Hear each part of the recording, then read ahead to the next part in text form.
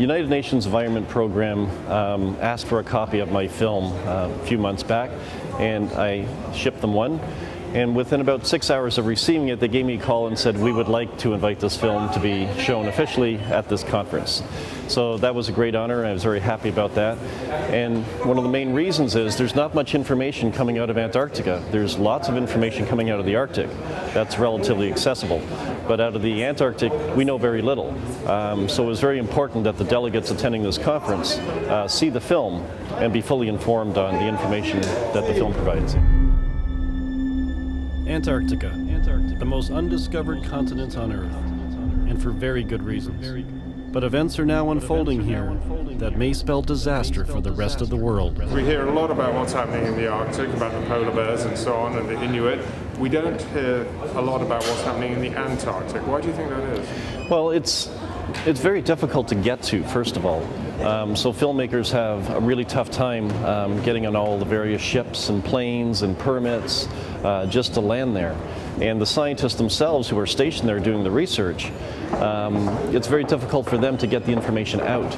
There's not a lot of email or telephone lines. So when they do get the information out, they publish it in scientific journals. They don't necessarily release it to the public. So it's up to the media to actually track this stuff down, and it's hard to do. So when I saw that, I decided it was very important to send a film crew down, so that's why I did it. What was it like to spend that time down there? Well, it was a very exciting place to be because there's no place like it on Earth. I often tell people that it's the closest thing to visiting another planet without leaving Earth. But we were extremely lucky to have beautiful weather. And of course, it's unusual weather for Antarctica. Temperature was always above zero.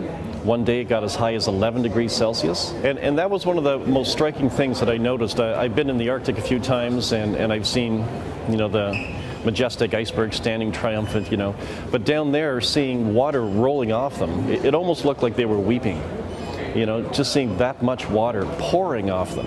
Not just a little icicle drip, but whitewater rafting kind of rivers running down them was actually quite surprising. Yeah. What do you hope that people like you, people who've actually witnessed climate impacts on the ground, you've seen what's happening, what do you hope that you can bring here that will make a difference? And, what are your hopes for the outcome at the end of next week?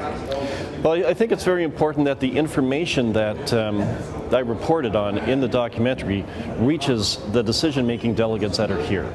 An awful lot of information is being provided to them, but very little is being provided about Antarctica. So that's why we're trying to arrange as many screenings as possible. The United Nations Environment Program has been extremely helpful in promoting the film and trying to get delegates to see it.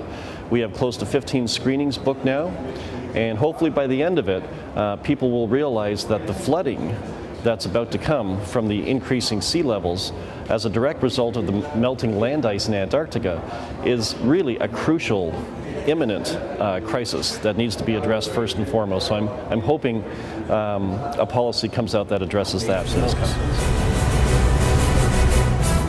This is the Antarctica Challenge.